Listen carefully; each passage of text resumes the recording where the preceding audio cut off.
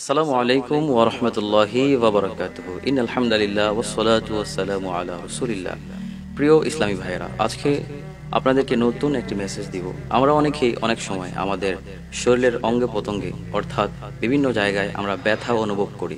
ব্যথা অনুভব করার ফলে আমরা ঠিকমতো নামাজ পড়তে পারি না, ঠিকমতো হাঁটাচলা করতে পারি না, ঠিকমতো আমাদের দৈনন্দিন জীবনের কাজগুলো করতে পারি না। অনেক সময় আমাদের হাতে ব্যথা হয়, মাথায় ব্যথা হয়, অথবা শরীরের বিভিন্ন জায়গায় ব্যথা হয়।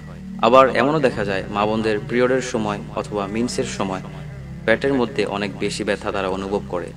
এই ব্যথা সম্পর্কে প্রিয় নবী সাল্লাল্লাহু আলাইহি ওয়াসাল্লামের হাদিসে মুবারাকার মধ্যে আমরা যে মেসেজটি পাই, সেই মেসেজটি হচ্ছে, একদিন সাহাবায়ে কেরাম ওসমান বিন আব্দুল আউয়াল আস-সাখাফি রাদিয়াল্লাহু তাআলা আনহু তিনি তার শরীরের প্রচন্ড ব্যথা নিয়ে রাসূলুল্লাহ সাল্লাল্লাহু আলাইহি ওয়াসাল্লামের দরবারে উপস্থিত হলেন।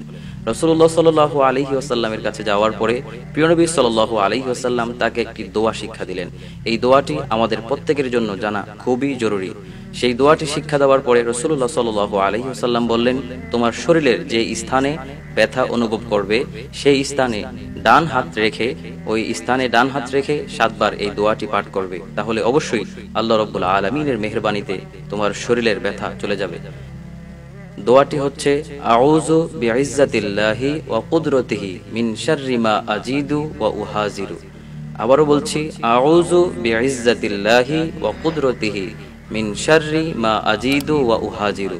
আমাদের শরীরের যে স্থানে ব্যথা করবে আমরা যদি সেই স্থানে ডান হাত রেখে 7 বার এই দোয়াটি পাঠ করি, তাহলে অবশ্যই আমাদের শরীর থেকে সেই স্থান থেকে ব্যথা দূর হয়ে যাবে।